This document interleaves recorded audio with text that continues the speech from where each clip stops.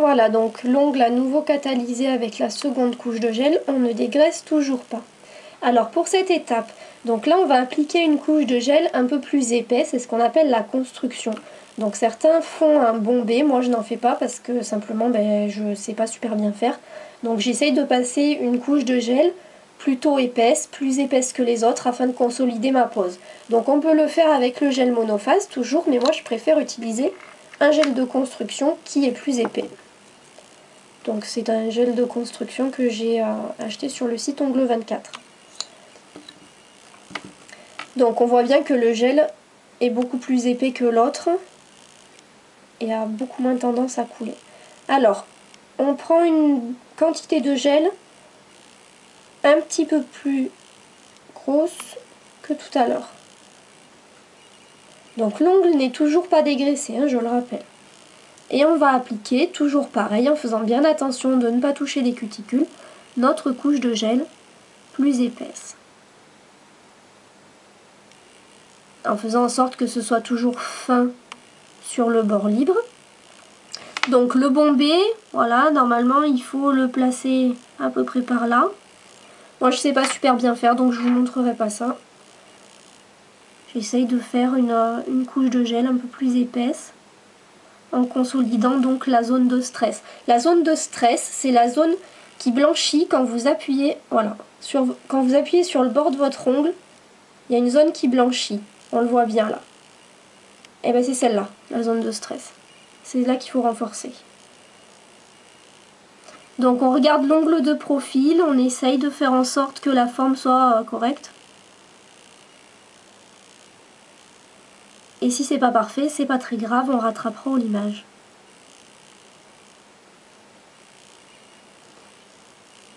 On peut également retourner son ongle pendant quelques secondes pour que le gel se mette bien en place.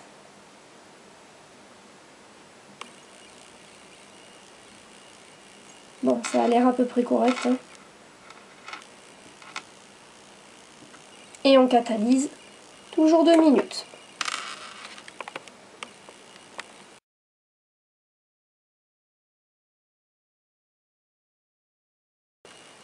Voilà donc notre troisième couche de gel, donc une couche un peu plus épaisse catalysée.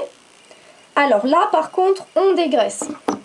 Donc avec un coton imbibé de cleaner, hop, on enlève la couche graisseuse qu'il y a sur le dessus de l'ongle.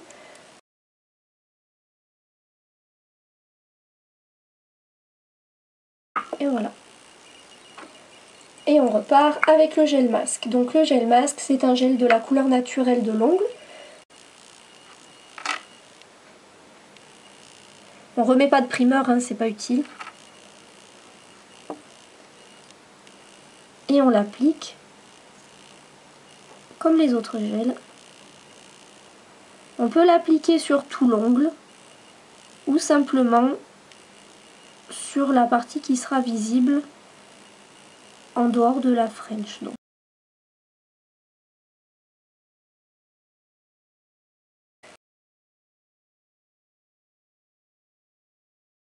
Alors, donc pour la French, il nous faut un gel blanc, extra blanc ou blanc doux, selon votre préférence. On peut appliquer la French de deux façons, soit avec un spot, donc c'est cet outil avec les deux embourrons, soit avec un pinceau. Alors, moi je préfère appliquer ma French en une couche très fine pour tracer la forme de la French et ensuite la reprendre dans une deuxième application pour l'opacité. On peut aussi l'appliquer d'un coup en une seule fois, après c'est à choisir, mais c'est vrai qu'en une seule fois moi j'ai tendance à la faire plutôt épaisse, donc c'est pas joli. Du coup on va travailler avec le pinceau, donc j'en prends très peu. J'ai changé de pinceau simplement parce que celui-ci est plus fin que l'autre. J'en prends très peu et je vais l'appliquer plus ou moins grossièrement. Voilà. Je reprendrai la forme tout à l'heure avec le pinceau propre. Donc la French, pensez bien à respecter les proportions. Elle doit représenter un tiers de la taille totale, de la longueur totale de l'ongle. Donc là on voit bien que ma French n'est pas jolie du tout. je vais la retracer avec un pinceau propre de l'intérieur.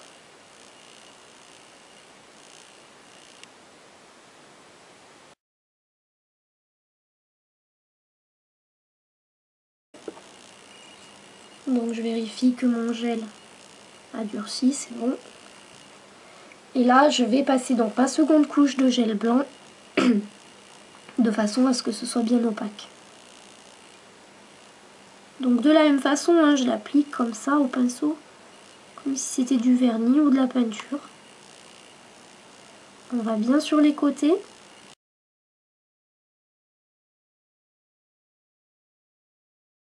Voilà donc ma French catalysée. Alors là, si on s'arrête à une French blanche, on dégraisse. Moi je ne vais pas dégraisser parce que je vais procéder à une déco. Donc je vais vous montrer en même temps comment faire quand on a une déco par exemple.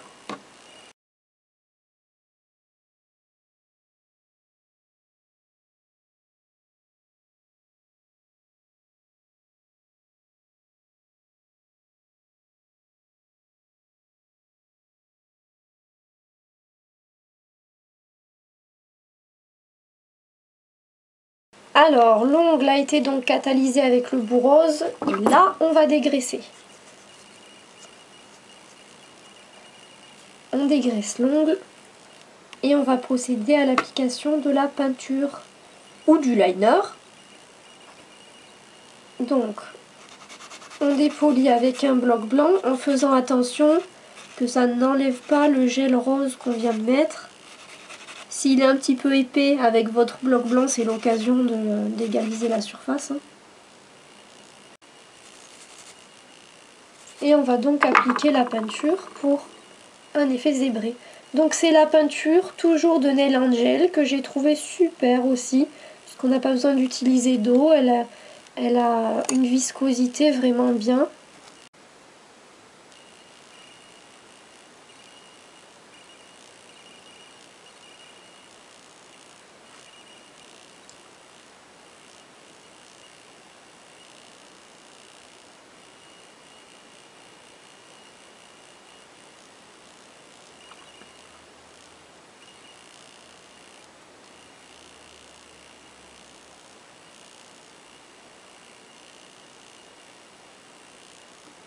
Voilà, on fait des traits comme cela.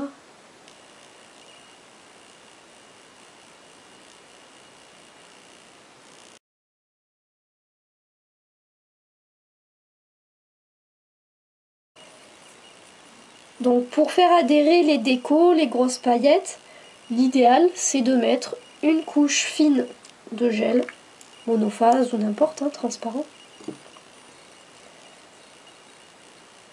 Là où on veut placer les éléments.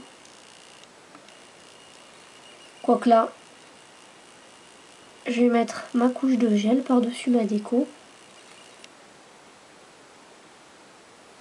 Donc vraiment une couche très très fine. Hop. Donc la peinture n'a pas bavé, c'est super. C'est ce que je redoutais. Alors pour prendre les grosses paillettes, donc un bâton de buis ou au spot, ça va bien aussi. Voilà, j'en ai quelques-unes qui sont tombées.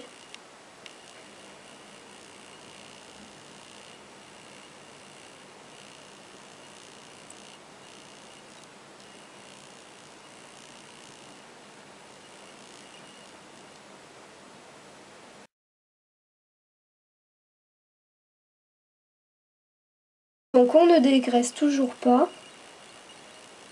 Et on passe une autre couche de monophase.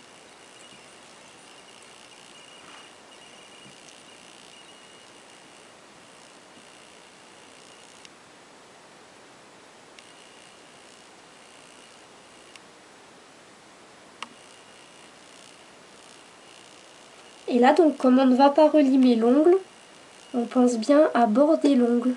Donc border l'ongle, c'est-à-dire bien passer le gel sur les contours de l'ongle et devant pour éviter les décollements.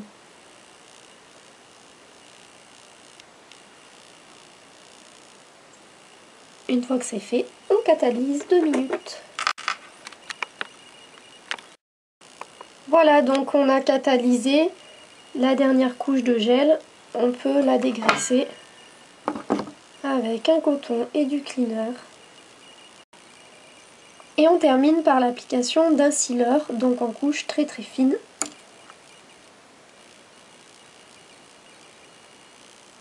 Sinon, ça fait des décollements ou ça fissure.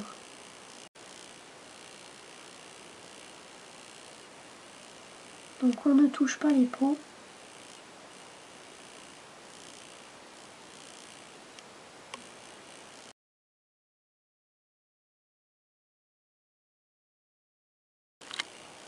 Et on termine donc avec une crème hydratante pour les mains et l'huile à cuticule que l'on va passer sur le contour de chaque doigt